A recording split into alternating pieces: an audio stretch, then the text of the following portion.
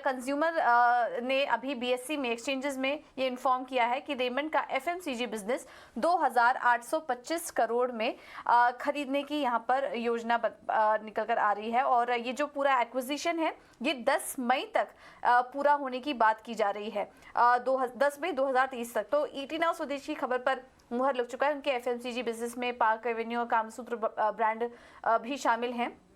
तो यहाँ पर खरीदने की योजना है और यहाँ पर 10 मई एक ये डेट निकल कर आ रही है जब तक ये एक्विजिशन पूरा होगा। आपसे कुछ ही देर में प्रेस कॉन्फ्रेंस भी होने वाली है रेमंड की, और वहाँ पर क्या कुछ निकल अपडेट आते हैं मैनेजमेंट की तरफ से, क्या कुछ कमेंट्री आती हैं, किस तरह की फ़ायदा होगा रेमंड को, गोदरेज कंज्यूमर को, डील साइज किस तरह की दिख रही है, कब तक ये पूरा होगा, इससे जुड़ी तमाम अपडेट्स और भी यहाँ पर निकल कर आएंगे कि दोनों कंपनियों के लिए क्या क्या फ़ायदे आगे आने वाले समय में हो सकते हैं इस डील के जरिए। और इस खबर के बाद हमने देखा था, जब सुबह हमने आपको जानकारी दी थी कि एफएमसीजी कारोबार से जुड़ी ये डील होगी, और उसके बाद सुबह से स्टॉक में तेजी थी, करीब 6% ऊपर था। 3:30 बजे अभी ये कुछ ही देर में प्रेस कॉन्फ्रेंस भी शुरू हो जाएगी और उसमें हम देखेंगे कि कमेंट्री और क्या क्या निकल कर आती है। फिलहाल गोदरेज कंज्यूमर के हवाले से ये एक्सचेंजेस पे अपडेट आ चुका है, अभी थोड़ी देर पहले ही ये अपडेट आया है और 2825 करोड़ में ये खरीदने की बात हो रही है।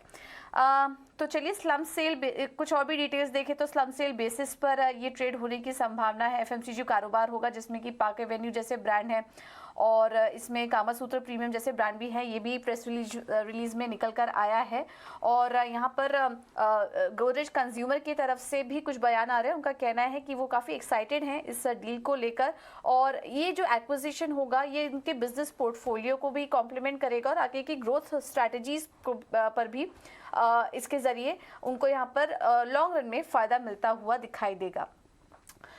इसके अलावा रेमंड ग्रुप की तरफ से भी Atul Singh group vice chairman जो है उनकी तरफ से भी यहाँ पे कुछ बयान निकल कर आ रहे हैं और उनका कहना है कि ये ब्रांड गोदरेज कंज्यूमर को डील में जो डील ये जो गोदरेज कंज्यूमर के साथ हुई है उससे ये भी काफ़ी एक्साइटेड है। एफएमसीजी कारोबार को जो इन्होंने डाइवर्स्ट कर दिया है उसके बाद ये बोल रहे कि जो रकम मिलेगी उससे आगे के प्लान्स यहाँ पर मैनेजमेंट की तरफ से डिस्कस किए जाएंगे। लेकिन होम ग्रोन ब्रांड्स हैं, उनका कहना है कि इस कैटेगरी में ये सभी जो ब्रांड हैं ये लीडर्स हैं अपने अपने क्षेत्र में और इससे गोदरेज कंज्यूमर को काफ़ी ज़्यादा फायदा मिलने की बात की जा रही है।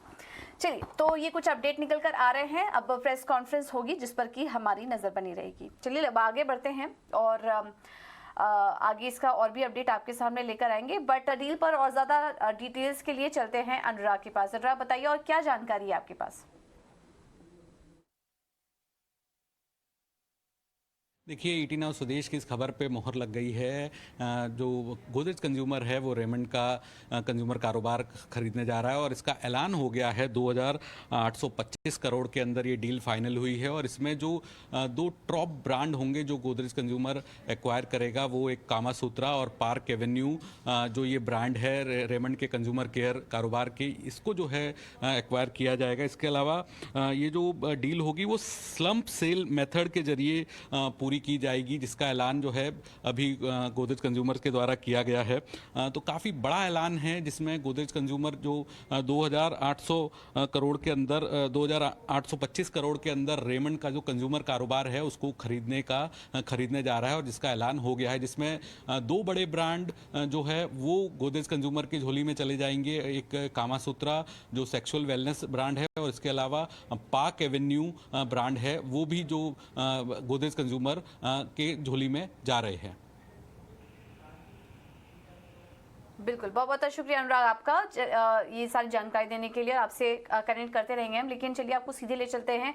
रेमंड की प्रेस कॉन्फ्रेंस शुरू हो चुकी है और वहां पर देखते हैं क्या अपडेट्स निकल कर आ रहे हैं। Of revenues and a significant value in terms of achievement, this would keep, since it is a slump sale, we are keeping the manufacturing facility of the condoms at Aurangabad with us, which will continue to do B2B business in India and overseas, and also supply to Godrej Consumer, who is the buyer on the slump sale basis.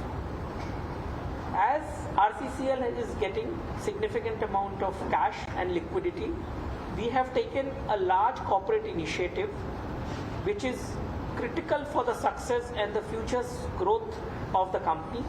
That is, we are demerging the lifestyle business, which includes branded textiles, which is branded shirting, suitings, branded apparel, garmenting business, retail, MTM, all those businesses gets demerged from Raymond Limited into Raymond our Consumer Care Limited, which is the RCCL business, along with the debt. So the gross debt at the lifestyle business is close to 2,000 crores as on 31st of December, which will get transferred along with all the assets and liabilities, thereby making lifestyle business complete net debt free.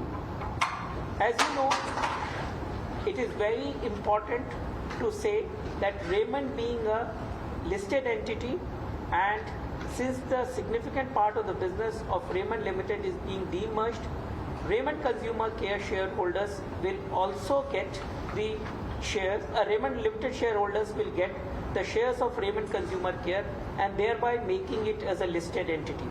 So what we will achieve, that lifestyle business will become a pure play listed entity with zero debt, and it is poised for a significant growth in the future. Raymond Consumer was majority owned by the promoter entity and jointly owned by the promoter entity as well as Raymond Limited.